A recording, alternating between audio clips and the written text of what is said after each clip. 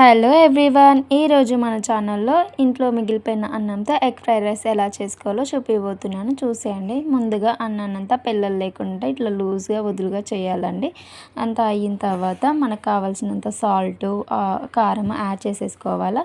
Add చేసుకున్న తర్వాత మంచిగా మిక్స్ అయ్యేటట్టు కలపాలా. కిందికి మీదకి రైస్ అంతా కలిపి ఆ గిన్నెను పక్కకు పెట్టుకోవాలా. గిన్నెను పక్కకు పెట్టేసుకున్న తర్వాత మనకి ఈ పోపులోకి కావాల్సిన ఇంగ్రీడియంట్స్ అన్ని ప్రిపేర్ చేసుకోవాలా.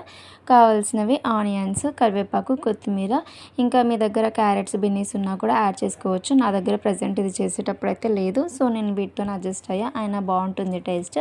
ఉంటే యాడ్ చేసుకోండి, లేకపోతే స్కిప్ చేయండి. ఆనియన్స్ అవన్నీ కట్ చేసి పెట్టేసుకొని పక్కకు పెట్టేయాలి. ఆ తర్వాత మన ఎగ్ పీసెస్ కోసం మనం ఎగ్ మిక్చర్ అనేది ప్రిపేర్ చేసుకోవాలి. అందులోకి సాల్ట్, కారం యాడ్ చేసి ఎగ్ అనేది కొట్టిపోసి దాన్ని బీట్ చేయాలి మంచిగా. మనం ఆమ్లెట్ అయితే ఎలా వేసుకుంటామో అలా, వితౌట్ ఆనియన్స్, ఎందుకంటే మన ఎగ్ పీసెస్ కోసం. ఆ తర్వాత మనం పెట్టుకున్న గిన్నెలో ఆయిల్ పోసేసి ఇలా మనం మిక్స్ చేసి పెట్టుకున్న ఎగ్ మిక్చర్ అంతా పోయాలి. పోసిన తర్వాత మనం ఆమ్లెట్ అయితే ఎలా మంచిగా కాలుస్తామో అలా కాల్చేంత వరకు, మంచి కలర్ వచ్చేంత వరకు కాలనివ్వాలి.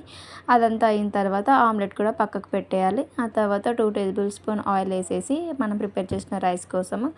ఆ తర్వాత వేడైన తర్వాత దాంట్లో మనం కొన్ని పోపు దినుసులు, మనం కట్ చేసి పెట్టుకున్న ఆనియన్స్ వేసేసి తర్వాత కరివేపాకు కూడా వేసేయాలండి. ఇవంతా మంచిగా మగ్గిన తర్వాత అందులో పసుపు యాడ్ చేసుకోవాలా. మీకు ఇష్టమైతే వేసుకోండి, లేకపోతే స్కిప్ చేయండి. ఆ తర్వాత దానికి నేను ఇంకా అల్లం యాడ్ చేసా. ఇంకా నేను చెప్పినట్టు మీ దగ్గర క్యారెట్స్, బిన్నీస్ ఉన్నా కూడా యాడ్ చేసుకోవచ్చు. పచ్చిమిర్చి కూడా యాడ్ చేసుకోవచ్చు.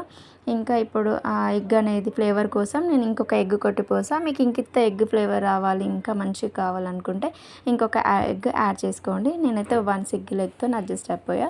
ఆ తర్వాత మనం కలిపి పెట్టుకున్న అన్నం అంతా అందులో వేసేసి ఆ పోపులో ఉన్న అల్లం ఫ్లేవర్, ఎగ్ ఫ్లేవర్ అంతా రైస్కి పట్టేలా వేడి చేసేసుకోవాలా. అంతా వేడైన తర్వాత లాస్ట్లో మసాలా యాడ్ చేసి మూత పెట్టేసుకోవాలా. ఇంకా దీంట్లో నేను పచ్చి ఆనియన్స్ కట్ చేసి పెట్టుకున్నానండి. ఈ రైస్లోకి తింటే చాలా బాగుంటుంది. ఈ మిగిలిపోయిన సైడ్ పీసెస్ అన్నీ కట్ చేసేసి ఒక బాక్స్లోకి కొంచెం ఆనియన్స్, సాల్ట్, ఇంకా కొంచెం కొత్తిమీర వేసి రైతాలాగా ప్రిపేర్ చేసుకున్న పెరుగు యాడ్ చేసేసి అంతా అయిన తర్వాత రైస్ అనేది వడ్డిచ్చేసేసుకొని ఈ ఆనియన్స్ కూడా సర్వ్ చేసేసుకొని లాస్ట్లో ఈ పెరుగుతో తింటుంది. నచ్చితే సబ్స్క్రైబ్ చేయండి. మామ జై మహాన్. Thank you for watching.